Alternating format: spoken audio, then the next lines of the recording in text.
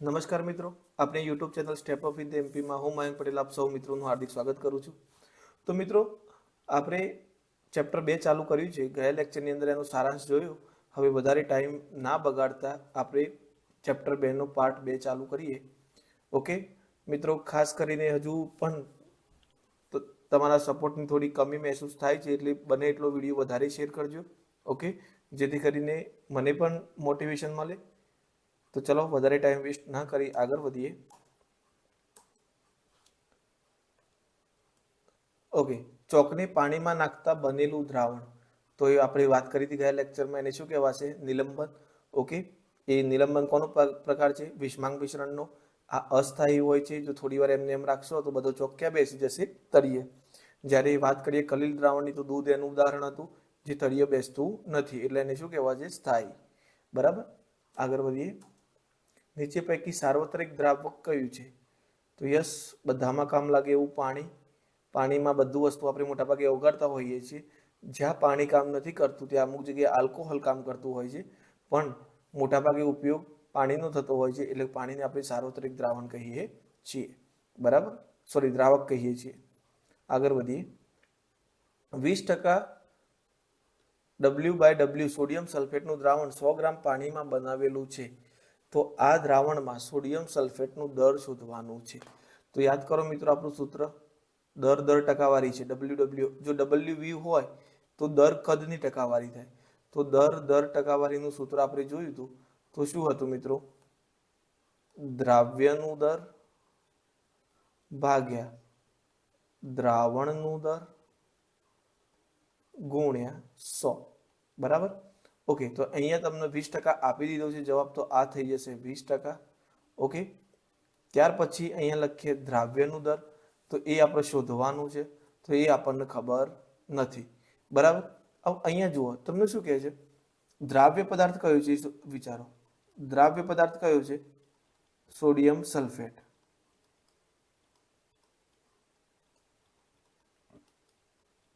એનું વજન આપણને ખબર નથી, તો આપણે એક્સ લખી દઈએ. દ્રાવક પદાર્થ કયો છે? પાણી. બરાબર, એનું વજન કેટલું આપી દીધું છે? 100 ગ્રામ. બરાબર, પણ અહીંયા તો આપણે ભાગાકારમાં તો કોનું લખવાનું છે? દ્રાવણનું. હવે આપણે શરૂઆતમાં જોયું હતું, દ્રાવણ કેવી રીતે બને? તો દ્રાવણ બને દ્રાવક વત્તા દ્રાવ્યથી. ઓકે, તો અહીંયા આપણે આ બંનેનું વજન પ્લસ કરવું પડશે. તો દ્રાવણનું વજન કેટલું થઈ જશે મિત્રો? દ્રાવણનું દર થઈ જશે x + 100. બરાબર, આ વસ્તુ યાદ રાખજો. બરાબર, તો અહીંયા હું લખી શકું દ્રાવ્યનું દર x લીધું. બરાબર, સોડિયમ સલ્ફેટ જે અંદર દ્રાવ્ય છે. બરાબર, ત્યાર પછી દ્રાવણનું દર મેં કેટલું લીધું? x + 100 ગુણ્યા અહીંયા લખીશ 100. બરાબર, તો સૌથી પહેલા આ ભાગાકારમાં છે, અહીંયા જશે તો ગુણાકારમાં.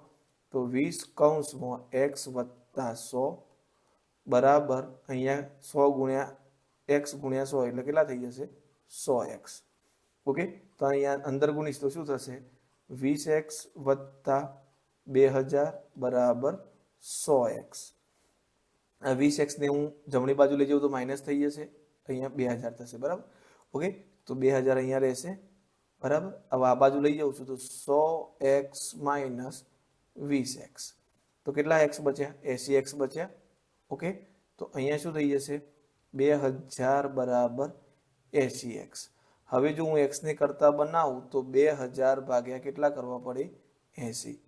જો 2000 ભાગ્યા 80 કરું છું તો મારો જવાબ આવશે 0 0 ઉડી ગયા અને 25 200. ઓકે, તો 25 કેટલો જવાબ આવશે? 25 ગ્રામ. બરાબર, તો આપણો ઓપ્શન થઈ જશે 25 ગ્રામ. ઓકે મિત્રો, ગણતરી થોડી આડાવડી થઈ છે, પણ તમે તમારી રીતે એવું લાગે તો વિડીયો પોઝ કરીને ફરીથી એક વખત જોઈ લેજો. બરાબર, ચલો આગળ વધીએ. 140 ગ્રામ દ્રાવણમાં 14 ગ્રામ ખાંડ દ્રાવ્ય થયેલ છે. તો દ્રાવણની ટકામાં WW ગણો. હવે અહીંયા કહી દીધું છે સીધું, એક દ્રાવણનું જ વજન કેટલું છે? 140 ગ્રામ. બરાબર, તો ટકા W/W, તો આપણને ખબર છે કે ભાઈ દ્રાવ્યનું દર ભાગ્યા દ્રાવણનું દર ગુણ્યા 100. બરાબર, ઓકે. તો જુઓ, હવે શું થઈ જશે? અહીંયા તો આપણો ઓપ્શન લખવાનો છે, એક સેકન્ડ હું રિમૂવ કરી દઉં, અહીંયા લખી દઉં સૂત્ર, બરાબર. તો ફરીથી W/W બરાબર દ્રાવ્યનું દર ભાગ્યા દ્રાવણનું દર ગુણ્યા 100. ઓકે, તો ચલો અહીંયા તમને દ્રાવ્યનું દર આપી દીધું છે, ખાંડ નાખી છે, બરાબર. તો ઓછી માત્રામાં છે એ 100% દ્રાવ્ય જ હોય, બરાબર. તો અહીંયા 14 થઈ ગયો, બરાબર. દ્રાવણનું વજન કેટલું આપી દીધું છે? 140 ગ્રામ. 140 ગુણ્યા 100, બરાબર. તો પહેલા તો જુઓ 0 0 અહીંયા જે ઉડી જશે, 14 14 આ ઉડી ગયા, 14 એકા 14, એટલે આપણો 1 ગુણ્યા 10 એટલે કેટલો જવાબ આવ્યો? 10% આપણો જવાબ આવશે, બરાબર. તો આપણો ઓપ્શન થઈ જશે ઓપ્શન બી. ચલો આગળ વધીએ. નીચેના મિશ્રણો પૈકી સમાંગ મિશ્રણો કેટલા છે? સોડા વોટર, લાકડું, હવા, જમીન, સરકો અને ઘારેલી ચા, બરાબર. તો જુઓ અહીંયા સૌથી પહેલા છે સોડા વોટર. તો સોડા વોટર આપણને ખબર છે કે ભાઈ તમે સોડા પીવો છો તો એમાં કહી શકો કે ભાઈ અહીંયા કાર્બન ડાયોક્સાઇડ છે, અહીંયા પાણી છે, આપણે કહી શકતા નથી. તો સોડા વોટર સમાંગ મિશ્રણ છે. લાકડું મિત્રો સમાંગ મિશ્રણ નથી, કારણ કે જ્યારે પણ તમને લાકડું મળે તો એની અંદર તમને કુદરતી રીતે રેસાઓ અલગ જોવા મળે છે, બરાબર. એનું આખું દરેક તમે એનું આખું સ્ટ્રક્ચર અલગ અલગ મહેસૂસ નરી આંખે પણ જોઈ શકો છો, બરાબર. એટલે આપણે એને સમાંગ મિશ્રણ કહી શકીએ નહીં. હવા, તો હવા સમાંગ મિશ્રણ છે, કારણ કે હવાની અંદર ઓક્સિજન, હાઇડ્રોજન બધા એક સરખી રીતે ફેલાયેલા છે. ઓકે. જમીન, તો જમીનની અંદર તમે જોઈ શકો ભાઈ આ કાંકરો છે, બીજા સિલિકા છે, નાની માટી છે, રેતી છે, આવા બધા તત્વો હોય એટલે જમીન પણ આવશે નહીં સમાંગ મિશ્રણમાં, જમીન આવશે વિષમાંગ મિશ્રણમાં. ઓકે. ત્યાર પછી છે સરકો. સરકો એટલે મિત્રો વિનેગર થાય. શું થાય? વિનેગર. વિનેગર એટલે આપણે ચાઇનીઝ મંચુરિયન ખાવા જઈએ અને એમાં જે આપણને ખાટું ખાટું લાગતું હોય છે પદાર્થ, જે કોબીજની અંદર ને કચુંબરની અંદર નાખીને આપતા હોય છે, એને વિનેગર કહેવાય, બરાબર. તો વિનેગર કેવી રીતે બને? એસિટિક એસિડનું મંદ દ્રાવણ હોય, એટલે કે બંધ કરવા એની અંદર પાણી નાખવામાં આવે, તો એસિટિક એસિડ વત્તા પાણીથી બનતું હોય. ઓકે. તો એસિટિક એસિડ અને પાણીથી વિનેગર એટલે કે સરકો બને છે. તો આ જે વિનેગર છે એમાં તમે જોઈને ના કહી શકો ભાઈ આ એસિટિક એસિડ છે કે આ રહ્યું પાણી છે, એટલે આ કયું થઈ જશે? સમાંગ રહેશે. ઘારેલી ચા કહે છે તમને. ઘર્યા વગરની ચા નહીં, ચા બનાવી હોય અંદર ચાય પત્તી પણ તમને દેખાય, આદુના છોતરા દેખાય, તો તમે કહી શકો કે ભાઈ આ વિષમાંગ મિશ્રણ છે. પણ ઘર્યા પછી જે ગારણ થવાનું હતું થઈ ગયું. હવે ઘર્યા પછી જે ચા છે તો એની અંદર દૂધ છે, બરાબર. ઓકે. હવે દૂધ અને ખાંડ બધી રીતે એકબીજામાં સરખી રીતે ભરી ગયેલા હોય છે, એટલે એ તમે શામાં કન્સિડર કરશો? સમાંગ મિશ્રણની અંદર. ઓકે. તો આ છે તમારો જવાબ આવશે 1 2 3 અને 4. તો આ પદાર્થોમાંથી 4 પદાર્થો એવા છે કે જે સમાંગ મિશ્રણ આવશે, બરાબર. ઓકે. ચલો આગળ વધીએ. જો મિત્રો અહીંયા કેવું છે, દૂધનું તમને પ્રશ્ન થાય કે દૂધ તો આપણે કલીલમાં લેતા હતા, એ જે વિષમાંગ હતું, પણ અહીંયા દૂધ તમે ઉકાળી દીધું છે, બરાબર. એટલે ઉકાળ્યા પછી કણો વચ્ચે જગ્યા ત્યાં પછી એનું આખું સ્ટ્રક્ચર બદલાઈ જશે. ઓકે. એટલે દૂધને તમારે જે ઘારેલી ચાને એટલું યાદ રાખજો કે તમારે સમાંગ મિશ્રણમાં કન્સિડર કરવાની છે. ઓકે. આગળ વધીએ. કયો ઘટક અલગ પડે છે? પિત્તર, હવા, રેતી કે ગ્રેફાઇટ? ઓકે. તો પિત્તરની વાત કરીએ મિત્રો, તો પિત્તર કેવું છે? મિશ્ર ધાતુ છે, આપણે જોયું. હવા પણ મિશ્ર છે, રેતી પણ મિશ્રણ છે, આ બધા મિશ્રણ છે, બરાબર. આ બધા શું છે? મિશ્રણ. પણ ગ્રેફાઇટની વાત કરીએ તો એ કાર્બનનું અપર રૂપ છે. કાર્બનનું અપર રૂપ છે. કાર્બનના 3 પરમાણુ, કેટલા પરમાણુ? 3 પરમાણુઓ એક જ સ્તરમાં જોડાઈને ગ્રેફાઇટની રચના કરે છે, બરાબર. એ આપણે ધોરણ 10 ની અંદર જોઈશું, બરાબર. તો આ જે કાર્બન ખરું એ તત્વ છે અને બાકી બધા શું છે? મિશ્રણ. એટલે ગ્રેફાઇટ આમાંથી અલગ પડે છે. ઓકે. તો ચલો આગળ વધીએ. વિક્ષેપન માધ્યમ પ્રવાહી અને વિક્ષેપન કલા વાયુ હોય તેવા કલીલ સ્વરૂપને શું કહે છે? તો જુઓ, વધારે પડતું વાયુ હોય અને ઓછું શું હોય? પ્રવાહી હોય, બરાબર. તો વાયુ વધારે હોય અને પ્રવાહી ઓછું હોય એને શું કહેવાશે મિત્રો? એરોસોલ કહેવાશે. શું કહેવાશે? એરોસોલ, બરાબર. આપણે શરૂઆતના ઉદાહરણમાં જ જોયું હતું. હવે આગળ વધીએ. 25°C તાપમાને ક્ષારની પાણીમાં દ્રાવ્યતા 20 ગ્રામ પ્રતિ 100 ગ્રામ છે. 35°C તાપમાને 100 ગ્રામ પાણીમાં 26 ગ્રામ ક્ષાર ઓગાળતા બનતું દ્રાવણ કયું હશે? ઓકે મિત્રો, આ એક્ઝામ્પલમાં થોડી રકમમાં ભૂલ હતી જે આપણે કરેક્શન કરી દીધું છે.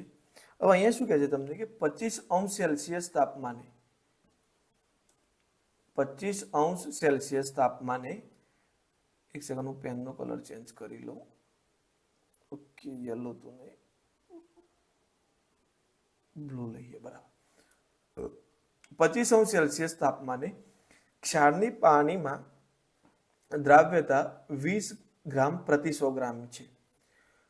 હવે 25° તાપમાને જો તમે ક્ષાર નાખશો તો એ પાણીમાં એની દ્રાવ્યતા 100 ગ્રામે 20 ગ્રામ ક્ષાર નાખેલો છે. બરાબર.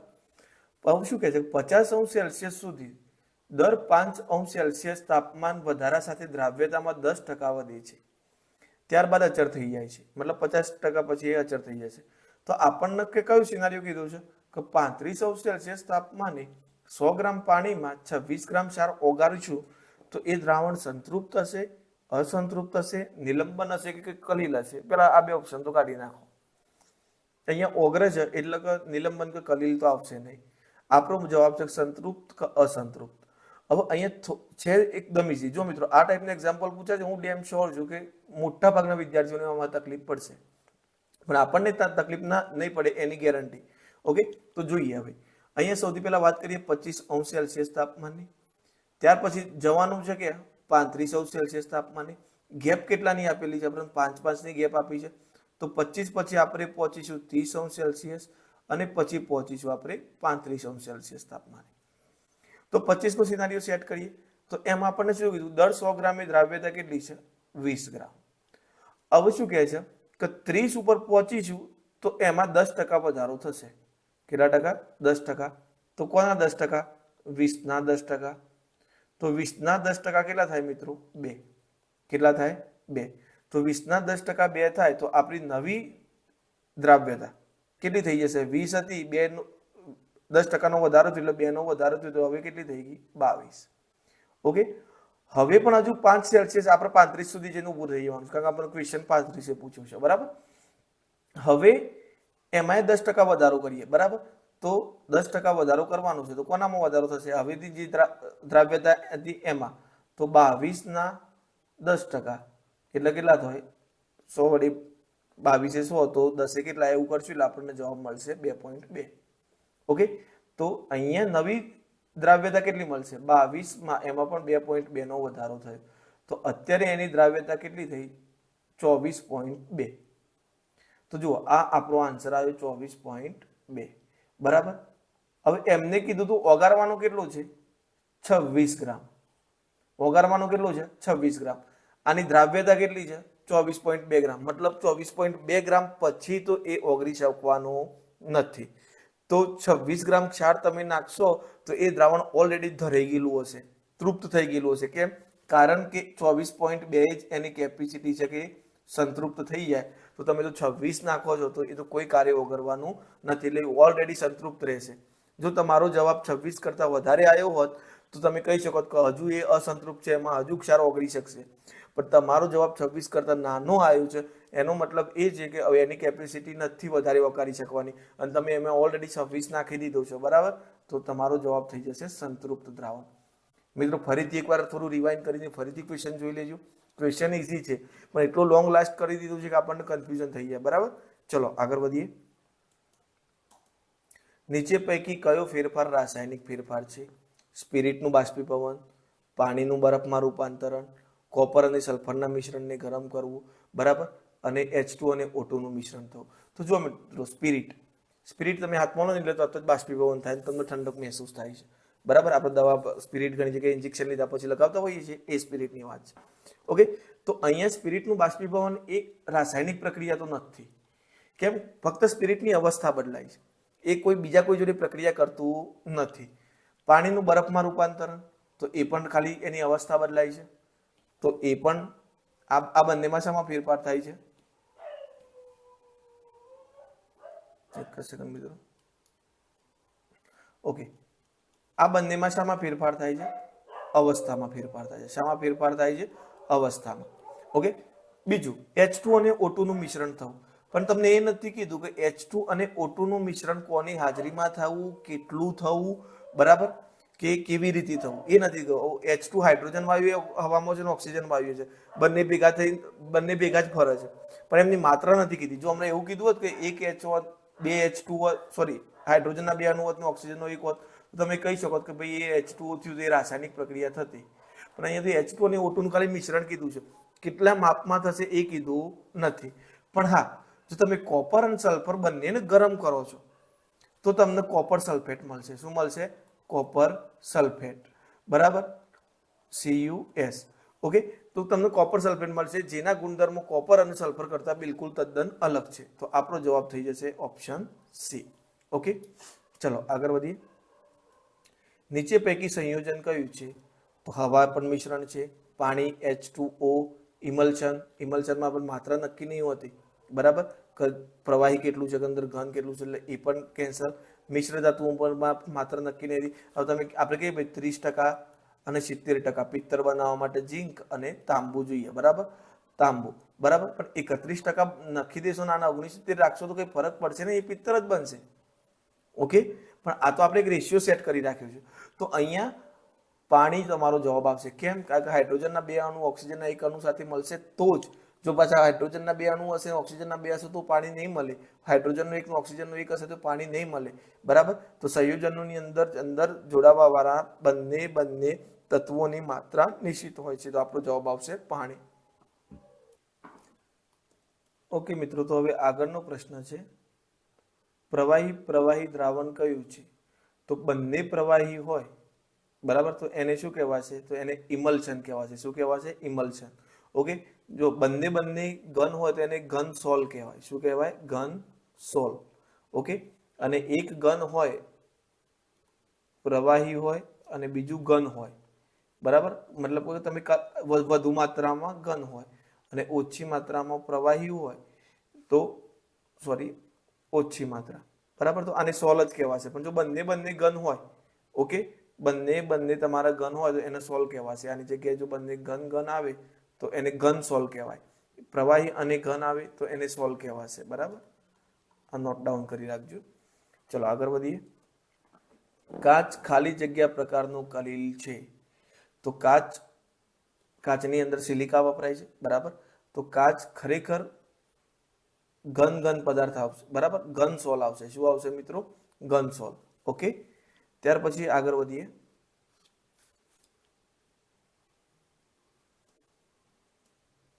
ખાલી જગ્યામાં પ્રકાશનો પ્રજ્વલિત માર્ગ જોઈ શકાતો નથી.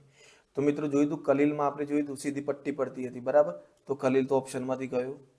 હવે નિલંબનમાં એ વાત કરીએ તો ચોકના કણો અલગ જગ્યાએ ફરતા હતા. તો જો એના પર પ્રકાશ પડશે તો એ પ્રકાશ રિફ્લેક્ટ થવાનો, એટલે એમાં પણ તમને પ્રજ્વલિત માર્ગ જોવા મળશે. તો એ પણ નહીં આવે.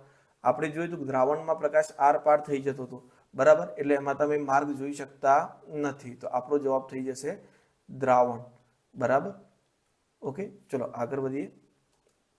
માખણ કયા પ્રકારનું કલીલ છે? તો માખણમાં મિત્રો ઘન વધુ પદાર્થમાં. બરાબર, અને સોરી પ્રવાહી અને ઘન. તો આપણે આગળ જ ઉદાહરણ જોયું હતું કે એનો જવાબ શું આવતો હતો? જેલ. ઓકે, જેલ આવશે. જો મિત્રો આગળ એક આપણે થોડી મિસ્ટેક થઈ ગઈ હતી, એ છોડજો, તમે અહીંયા ક્લિયર કરી લેજો. જુઓ, પ્રવાહી ઓછું હોય, બરાબર, અને ઘન વધારે હોય. આ ઓછું અને આ વધારે. બરાબર, તો આ તમારું જેલ થઈ જશે. બરાબર, જો ઓછું એ ઘન હોય અને વધારે ઘન હોય તો આ તમારું શું થઈ જશે? સોલ થઈ જશે. ઓકે, અને ઘણી વખત ઘન સોલ પણ લખેલું હોય, સોલિડ સોલ કે ઘન સોલ એવું પણ લખેલું હોય. Okay, that was my mistake, એ મારી ભૂલ હતી. બરાબર, ચલો હવે આગળ વધીએ. ખાલી જગ્યાએ તત્વની સંજ્ઞા છે. અહીંયા કોઈ સંજ્ઞા આપવામાં જ મિસ્ટેક થઈ ગઈ છે, છતાંય જોઈ લઈએ. તો સલ્ફર, તો મિત્રો સલ્ફરની સંજ્ઞા S થશે. બરાબર, સોડિયમની Na થશે અને સિલ્વરની Ag થશે. તો આમાંથી કોઈ બી એક સંજ્ઞા આપેલી હોય. અને હા મિત્રો, આ ચેપ્ટરમાં ખાસ જે તમને પૌરાણિક જૂની સંજ્ઞાઓ આપેલી છે એ તમે જોઈ લેજો. આ રીતના છે, પછી આ રીતના છે. અહીંયા મારા હિસાબે આવું કંઈક હશે, S હશે ઓપ્શન ઉપરથી. તો આ સંજ્ઞા કોની થશે? સલ્ફરની. ઓકે, તમે જોઈ લેજો જે જૂની આ રીતની તમને આપેલી છે. પણ આપણને જો તાજેતરની પૂછાય સંજ્ઞા તો S, Na અને Ag. પણ જે પૌરાણિક સંજ્ઞાઓ, પૌરાણિક તો ના કહી શકાય, પણ જે પહેલાના જમાનામાં યુઝ થતી હતી એ તમે બુકની અંદર આપેલી છે, એ ખાસ નજર કરી લેવી. ઓકે, ચલો આગળ વધીએ. સાચા દ્રાવણમાં કણોનો વ્યાસ થી વધુ ન હોવો જોઈએ. તો જવાબ છે મિત્રો 1 નેનોમીટર. 1 નેનોમીટરથી વધારે હોવું જોઈએ નહીં. 1 નેનોમીટર એટલે કે 10⁻9 મીટર. ઓકે, તો 1 મીટરનો 1 પાછળ 9 મીંડા લગાવો, એ જે તમારો જવાબ આવે 1 અરબ આસપાસ એટલો ભાગ, 1 મીટરનો 1 અરબમો ભાગ એ સાચા કણોનો વ્યાસ છે. એનાથી વધુ હોવું જોઈએ નહીં. ઓકે, ચલો આગળ વધીએ. પ્રવાહી પદાર્થમાં પ્રવાહી માધ્યમમાં બનેલા કલીલ સ્વરૂપને શું કહેવાશે? તો બંને પ્રવાહી હશે તો આપણને ખબર છે, આપણે શું કહીશું એને? ઇમલ્શન. શું કહીશું? ઇમલ્શન. જો પ્રવાહી અને ઘન હોત તો એ શું થઈ જતું? જેલ થઈ જતું. ઓકે, અને વાયુ પ્રવાહી હોત, બરાબર, તો એ ફીણ થઈ જતું. વાયુ ઓછી માત્રામાં, પ્રવાહી વધારે માત્રામાં, પ્રવાહી ઓછી માત્રામાં, ઘન વધારે માત્રામાં. ઓકે, ચલો આગળ વધીએ. દ્રાવણની વજન ટકાવારી માં શું હતું સૂત્ર? તો દ્રાવ્યનું વજન ભાગ્યા દ્રાવણનું વજન, આ રીતે કોન્સ આવવું જોઈએ, ગુણ્યા 100. બરાબર, એ આપણું સૂત્ર છે. તો ઓકે, ચલો આગળ વધીએ. પિત્તળમાં જસતનું પ્રમાણ આશરે, તો એ આપણને ખબર છે, ઝીંકનું પ્રમાણ કેટલું હોય મિત્રો? આશરે કીધું છે, જો ફિક્સ નથી કીધું. કેટલું હોય છે? 30%. એટલે આપણે આને સંયોજનમાં નહીં, પણ આપણે એને મિશ્ર ધાતુમાં કન્સિડર કરીએ છીએ. ઓકે, તો આપણો જવાબ થઈ જશે 30%. ચલો આગળનો ક્વેશ્ચન. કુદરતમાંથી કેટલા તત્વો મળે છે? તો જુઓ મિત્રો, ટોટલ તત્વો છે 118. કેટલા તત્વો છે? 118. જેમાંથી કુદરતમાંથી 92 તત્વો મળે છે. કુદરતમાંથી 92 તત્વો મળે છે. ઓકે, હવે અવસ્થા પ્રમાણે જોવા જઈએ તો લગભગ 11 વાયુ અવસ્થામાં જોવા મળે છે. બરાબર, બાકી મોટા ભાગના તમને ઘન અવસ્થામાં, અને 2 એવા છે, ઓકે, જે બ્રોમિન અને બીજો છે પારો એટલે કે મર્ક્યુરી. આ તમને પ્રવાહી અવસ્થામાં જોવા મળે છે. મોટા ભાગના તમને કઈ અવસ્થામાં જોવા મળે છે? ઘન અવસ્થામાં, 11 વાયુ અવસ્થામાં અને 2 પ્રવાહી અવસ્થામાં. એમાં બ્રોમિન અને પારો. અને એમાં જો તમારે વધારે પડતું વિસ્તરણ કરવું હોય તો બ્રોમિન છે એ તમને તમારું અધાતુમાં જશે અને પારો તમારું ધાતુની અંદર આવશે. ઓકે, બીજું કુદરતી 92 છે, તો બાકીના જે તમારા વધ્યા, હકીકતમાં 26 વધ્યા, પણ તમને ઘણી જગ્યાએ 24 જોવા મળશે. કેમ? કારણ કે આમાંથી 2 તત્વો એવા છે કે જેના માટે જે કુદરતમાંથી ખૂબ ઓછી માત્રામાં બને છે અને મોટાભાગે લેબોરેટરીમાં બનાવવામાં આવે છે. એટલે ટેકનિશિયનો દ્વારા એ પણ આના માટે કન્ફ્યુઝન છે.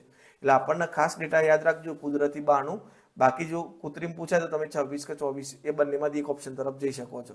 લગભગ તો બંનેમાંથી એક જ આપેલો હશે. બીજું જો વાયુ અવસ્થા પૂછે તો 11 વાયુ અવસ્થામાં હોય, મોટાભાગના ઘન અવસ્થામાં હોય, 2 જ પ્રવાહી અવસ્થામાં, બ્રોમિન કે જે અધાતુ છે અને પારો કે જે ધાતુ છે. અને આ ઓરડાના તાપમાનની વાત છે. ઓરડાના તાપમાનમાં આ પ્રવાહી અવસ્થામાં હોય. ઓકે, તો ચલો હવે આગળના ક્વેશ્ચન તરફ જઈએ. આનો જવાબ આપણે 92 લખવાનો થશે. ખાલી જગ્યા સંયોજન છે તો હવા ના, એ તો મિશ્રણ છે. ઓક્સિજન એકલું છે તો તત્વ થઈ જશે. કાર્બન ડાયોક્સાઇડ CO2, ઓક્સિજનના 2 અણુ અને ઓક્સિજનના 2 પરમાણુથી અને કાર્બનના 1 થી જે સંયોજન બને છે એને શું કહેવાય? CO2. ઓકે, તો અહીંયા કાર્બન ડાયોક્સાઇડ એ આપણું સંયોજન છે. બાકી આ ઓક્સિજન એ તત્વમાં આવશે અને હવા એ શામાં આવશે? મિશ્રણમાં. ઓકે, ચલો આગળ વધીએ. દ્રાવણ એ 2 કે તેથી વધુ પદાર્થોનું કેવું મિશ્રણ છે? તો સમાંગ મિશ્રણ આવશે. કેવું મિશ્રણ આવશે મિત્રો? સમાંગ મિશ્રણ. બરાબર, કારણ કે દ્રાવણમાં તમે જોઈ શકો છો, તમને કશું ફિક્સ તમે નક્કી ના કરી શકો કે આ દ્રાવણમાં ખાંડનું કણ આ છે, મીઠાનું કણ આ છે કે પાણીનું કણ આ છે. ઓકે, ચલો આગળ વધીએ. ઘટક પોતાના મૂળભૂત ગુણધર્મો ખાલી જગ્યામાં જાળવી રાખે છે તો સંયોજનોમાં જાળવી રાખે છે કે મિશ્રણમાં? પૂછવાનો સીધો સંદર્ભ એ છે. બરાબર, તો આપણો જવાબ આવશે મિશ્રણમાં. તત્વ તો પૂછશે જ નહીં, કારણ કે તત્વ તો એકલું જ છે પોતે. બરાબર, અવયવ મિશ્ર થયા પછી તો મિશ્રણ અને સંયોજન. તો સંયોજનોમાં આપણે જોયું કે સંયોજન પોતાનું ગુણધર્મ છોડી દે છે બન્યા પછી. જેમ કે હાઇડ્રોજન અને ઓક્સિજનનું ઉદાહરણ જોયું તો આપણે ગયા લેક્ચરમાં, તો હાઇડ્રોજન પણ જ્વલનશીલ છે, ઓક્સિજન સરગવામાં મદદરૂપ થાય છે, પણ જો બંને ભેગા થઈને H2O બની જાય છે, બરાબર, બંને ભેગા થઈને હાઇડ્રોજન અને ઓક્સિજન ભેગા થઈને H2O બની જાય છે, તો એ તો અગ્નિ ઓલવવામાં કામ લાગે છે. એટલે પોતાના મૂળ સંયોજનો પોતાના મૂળભૂત ગુણધર્મો જાળવી રાખતા નથી. પણ મિશ્રણ તો તમે ખાંડ પાણીમાં નાખી તો તમને એનાથી તરસ પણ મળશે અને ગળ્યું પણ લાગશે. બંને કામ એટલે એમના મૂળભૂત ગુણધર્મો જાળવી રાખે છે મિશ્રણ. ઓકે, ચલો આગળ વધીએ.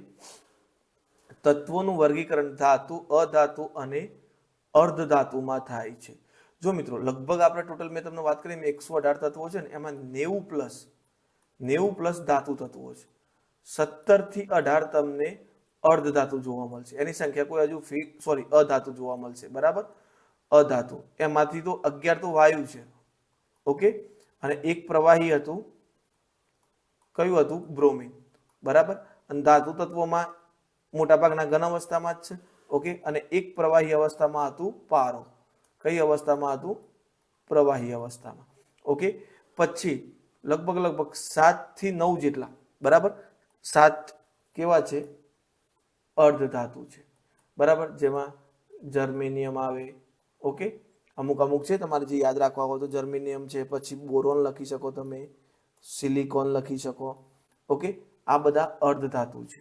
ઓકે, તો અર્ધ ધાતુનો ઉપયોગ વધારે પડતો ઇન્ડસ્ટ્રી, આ જે તમારે જે ચિપ્સ બને છે એ ઇન્ડસ્ટ્રીમાં થતો હોય છે, એમાં ખાસ સિલિકોનનો ઉપયોગ થાય છે.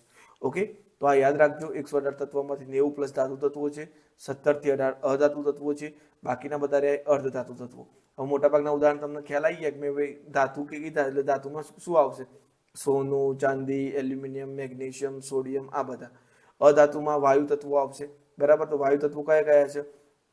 ઓક્સિજન છે, પછી તમારો શું કહેવાય, નાઇટ્રોજન છે. ઓકે, આ બધા તમારા અધાતુ તત્વોમાં આવશે. ઓકે, ચલો આગળ વધીએ. ફળ પાકવું એ ખાલી જગ્યા ફેરફાર છે. તો મિત્રો એનો જવાબ આવશે રાસાયણિક ફેરફાર. એ કોઈ ભૌતિક ફેરફાર નથી. શરૂઆતમાં પહેલા જુઓ તો કેટલો ફરક પડી જાય છે. કેરી કાચી હોય તો ખાટી હોય, પાકી જાય એટલે મીઠી થઈ જાય, તો એના સ્વાદમાં જ ફરક પડી ગયો. તો એ આખી રાસાયણિક પ્રક્રિયા છે. બરાબર, ત્યાર પછી કાચા ફળોમાંથી ફ્રૂટ સલાડ બનાવવું. હવે કાચા ફળમાંથી તમે ફ્રૂટ સલાડ બનાવો તો કેરામાં દૂધમાં તમે ફ્રૂટ નાખ્યું, કેરું નાખ્યું, સફરજન નાખ્યું, તો તમને સફરજનનો સ્વાદ આવશે, કેરાનો સ્વાદ અંદરથી જોવા મળશે અને બધું. તો એ કંઈક ફેરફાર થતો નથી. તો આ કેવો ફેરફાર કહેવાશે મિત્રો? ભૌતિક ફેરફાર. રાસાયણિક ફેરફાર થશે નહીં, ફક્ત એમની અવસ્થા કે એમની સાઇઝ બદલાશે. ઓકે, ચલો આગળ વધીએ. એ પણ કટ કર્યા પછી ડાયરેક્ટ કઈ સફરજન નાનું નહીં થઈ જાય. ચલો આગળ વધીએ.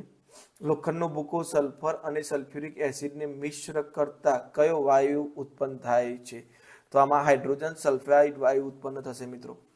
બરાબર, હાઇડ્રોજન સલ્ફાઇડ વાયુ. આ યાદ રાખજો. કેમ? કારણ કે આ લોખંડનો ભૂકો ધાતુ છે, અહીંયા એસિડ છે, ધાતુ અને એસિડની પ્રક્રિયા કરીએ તો આપણને ક્ષાર અને H2 વાયુ ઉત્પન્ન થાય છે. બરાબર, તો અહીંયા તમારું વધારે પડતું અંદર સલ્ફર તમે નાખ્યું છે, એટલે એના લીધે હાઇડ્રોજન સલ્ફાઇડ વાયુ, આ H2 સલ્ફર સાથે પ્રક્રિયા કરી હાઇડ્રોજન સલ્ફાઇડ વાયુ બનાવશે.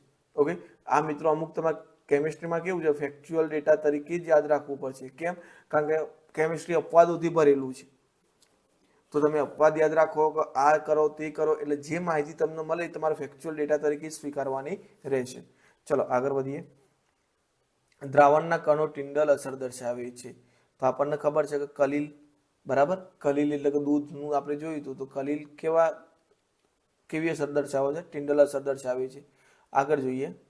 કલીલ દ્રાવણ બનાવવા માટે વપરાતા દ્રાવકને ખાલી જગ્યા માધ્યમ કહે છે. આ ખાસ યાદ રાખજો મિત્રો, વિક્ષેપન માધ્યમ કહેવાશે. કયું માધ્યમ કહેવાશે? વિક્ષેપન માધ્યમ. ઓકે, આપણને ખાસ યાદ કરી દેજો કે કલીલ કયા માધ્યમમાં જોવા મળે? વિક્ષેપન માધ્યમની અંદર. આગળ છે, કોઈ ચોક્કસ તાપમાને દ્રાવણમાં વધુ માત્રામાં દ્રાવ્ય ઓગાળી ન શકે તો તેને, તો આપણે આગળ જ જોયું, બસ ધરાઈ ગયું છે એટલે વધારે ઓગાળી શકાશે નહીં. ધરાઈ ગયું એટલે તૃપ્ત થઈ ગયું, એટલે કે સંતૃપ્ત દ્રાવણની અંદર તમે વધારે ઓગાળી શકશો નહીં. તો આપણો જવાબ થઈ જશે સંતૃપ્ત દ્રાવણ. બરાબર, ચલો આગળ વધીએ. ઇમલ્શનમાં વિક્ષેપન માધ્યમ પ્રવાહી, જ્યારે વિક્ષેપિત કલા પણ પ્રવાહી જ હોય છે. ઇમલ્શન મિત્રો પૂછાઈ શકવાની પૂરેપૂરી સંભાવના છે. ઓકે, ચલો આગળ વધીએ. વ્યાખ્યા આપો ઇમલ્શન. તો બસ એ જે કલીલમાં વિક્ષેપિત કલા અને વિક્ષેપન માધ્યમ બંને પ્રવાહી હોય તેને ઇમલ્શન કહે છે. આગળ જોઈએ, નાની વ્યાખ્યાઓની ચર્ચા કરી લઈએ. પાણીમાં 10% ઇથાઇલ આલ્કોહોલ છે. પાણીમાં 10% છે કોણ છે? Ethyl alcohol. તો આની માત્રા ઓછી છે અને આની માત્રા વધારે છે. તો તેમાં દ્રાવ્ય અને દ્રાવક જણાવો. તે ઓછી માત્રાવાળો હોય દ્રાવ્ય અને વધારે માત્રામાં હોય એ દ્રાવક.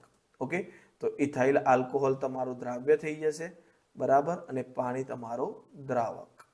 ચલો આગળ વધીએ. ટિંચર આયોડિન એટલે શું અને તેનો ઉપયોગ જણાવો. તો આયોડિનના આલ્કોહોલમાં બનીને જે દ્રાવણ બનાવવામાં આવે એ, અને એનો ઉપયોગ એન્ટિસેપ્ટિક તરીકે થાય છે. તો આપણે વાગ્યું ને એના પર જે લગાવવા માટે ઉપયોગ કરીએ છીએ એને ટિંચર આયોડિન કહેવાય. ઓકે, એન્ટિસેપ્ટિક એટલે કે બેક્ટેરિયાનો નાશ કરવા માટે. ઓકે, તો આયોડિન શામાં બનાવવામાં આવે છે? આલ્કોહોલમાં. આલ્કોહોલમાં નાખીએ આયોડિન વત્તા આલ્કોહોલ એટલે તમારું શું બની જાય? Tincture iodine. શું બની જશે? Tincture iodine. ઓકે, ચલો આગળ વધીએ. ખાંડમાં પાણીમાં બનેલા દ્રાવણમાં દ્રાવ્ય અને દ્રાવક જણાવો. હવે આ તો મજાક જેવી વસ્તુ થઈ ગઈ. આપણે જે રીતે અભ્યાસ કર્યો એટલે આપણા માટે આ ક્વેશ્ચન એકદમ ઈઝી થઈ ગયો કે ભાઈ ખાંડ દ્રાવ્ય રહેશે અને પાણીમાં નાખ્યું છે એટલે પાણી શું રહેશે? દ્રાવક રહેશે. ઓકે, ચલો આગળ વધીએ. સામાન્ય તાપમાને પ્રવાહી ધાતુ કઈ છે? તો ધાતુ પૂછી તો મેં હાલ જ વાત કરી તમને. કઈ છે? પારો, જેનું નામ શું છે? મર્ક્યુરી. શું નામ છે? મર્ક્યુરી, અને જેનું Hg વડે દર્શાવાય છે. અને જો અધાતુ પૂછે, પ્રવાહી અધાતુ પૂછે આપણને મિત્રો, તો એમાં આવશે બ્રોમિન. શું આવશે? બ્રોમિન. ઓકે, જેને B વડે દર્શાવાય છે. ચલો આગળ વધીએ. ઓક્સિજનનો એક પરમાણુનું વજન શોધો. ઓકે, તો 5.31 × 10⁻23. ઓકે, ઓક્સિજનના એક પરમાણુનું વજન. તો આ કેવી રીતે આવે મિત્રો? એક પરમાણુનું વજન શોધવું હોય તો તમારે ઓક્સિજનનો પરમાણુ દરાંક કેટલો છે? 32. કેટલો છે? 32. ઓકે, હવે પરમાણુ ક્રમાંક પૂછે તો મેં તમને કીધું ને તમારા અમુક તત્વોના તમને ક્રમાંક અને દરાંક આવડવા જ જોઈએ. ઓક્સિજનનો પરમાણુ ક્રમાંક છે 8, બરાબર. હવે જો ઓક્સિજનનો પરમાણુ ખરો ને મિત્રો, એ તમે O2 વડે દર્શાવીએ છીએ. આપણે શાના વડે દર્શાવીએ છીએ? આમ હકીકતમાં તો છે ને અહીંયા અણુ હોવું જોઈએ, બરાબર. તો O2 વડે દર્શાવીએ છીએ. તો O નું વજન 16 થશે, તો O2 નું 32 થઈ જશે, અને એના ભાગ્યા 6.022 × 10⁻23. ઓકે, આ કરીશું એટલે આપણને એનો જે દર છે 5.31 × 10⁻23 મળી જશે. ઓકે, ચલો આગળ વધીએ. વાદળમાં વિક્ષેપિત કલા અને વિક્ષેપિત માધ્યમ જણાવો. તો વાદળમાં વધારે પ્રમાણ કોનું હોય? હવાનું, બરાબર. તો માધ્યમ હવા થઈ જશે, બરાબર, અને કલા શું થઈ જશે? પ્રવાહી. તો પ્રવાહી અને વાયુ. આગળ વધીએ. ઓક્સિજન, આર્ગોન અને નાઇટ્રોજનનું ઉત્કલન બિંદુ અને હવાને કદથી ટકાવારી પ્રમાણ જણાવો. તો મિત્રો આ તો તમારે ફેક્ચ્યુઅલ ડેટા તરીકે જ યાદ રાખવાનું છે કે ઓક્સિજનનું ઉત્કલન બિંદુ -183°C, મતલબ -183°C ઓક્સિજન ઉકળતો બાષ્પ બનવાનું ચાલુ થઈ જાય. ઓકે, ત્યાર પછી આર્ગોનનું છે -186 અને નાઇટ્રોજનનું છે -196. ટકાવારી પ્રમાણ પૂછો તો ઓક્સિજન લગભગ 21% કહીએ છીએ આપણે, પણ હકીકતમાં એનું પ્રમાણ 20.9% છે. આર્ગોનનું 0.9% છે અને આનું 78.1% છે. ઓકે, ચલો આગળ વધીએ.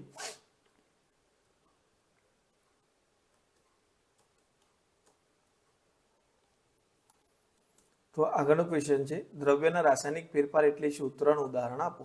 તો પદાર્થનું રાસાયણિક બંધારણ બદલાય એ ફેરફારને રાસાયણિક ફેરફાર કહે છે. જેમ કે લોખંડનું કાટ લાગવો, ચૂનાના પથ્થરને ગરમ કરવો, દૂધનું દહીં બનવું. તો અહીંયા એમના રાસાયણિક ગુણધર્મોમાં ફેરફાર થાય, એટલે કે એમના ગુણધર્મોમાં ક્યારે ફેરફાર થાય? જ્યારે એમના બંધારણની અંદર ફેરફાર થાય. ઓકે, તો એમના બંધારણની અંદર જે ફેરફાર થાય તેને રાસાયણિક ફેરફાર કહે છે. લોખંડને કાટ લાગવો, ચૂનાનો પથ્થર ગરમ કરવો અને દૂધનું દહીં બનવું. ઓકે, તો ચલો મિત્રો, બસ આજે આ લેક્ચરની અંદર આટલા સુધી જ રાખીએ છીએ. આપણે આ બીજું લેક્ચર છે. હવે નેક્સ્ટ આપણે પાર્ટ 3માં મળીશું, જેમાં જે બાકીના ક્વેશ્ચન છે એ. અને હા મિત્રો, હજુ આની અંદર તમારે કંઈ શીખવું હોય કે આ ટોપિક સર થોડું ડીપમાં લઈ જાઓ કે આવું કંઈક કરો, તો એ નીચે મને કમેન્ટમાં જણાવશો, તો આપણે 100% એને અનુલક્ષીને આગળ લેક્ચરની અંદર એને આવરી લઈશું. ઓકે, તો મિત્રો મળીએ નેક્સ્ટ લેક્ચરમાં. ખાસ કરીને રિક્વેસ્ટ છે કે જો વિડીયો ગમ્યો હોય તો લાઈક કરજો, અને ખાસ ચેનલને સબસ્ક્રાઇબ કરવાનું ભૂલતા નહીં. નવો વિડીયો તમારા સુધી જલ્દી આવે અને શેર પણ કરજો, જેથી કરીને વધુથી વધુ લોકો સુધી પહોંચે. ઓકે, જેટલા વ્યૂઝ વધારે આવશે મિત્રો એટલો અમને પણ આનંદ થશે, જેથી કરી અમે વિડીયો બનાવવા માટે મોટિવ થઈએ. ઓકે, તો ચલો મળીએ નેક્સ્ટ લેક્ચરની અંદર. Thank you.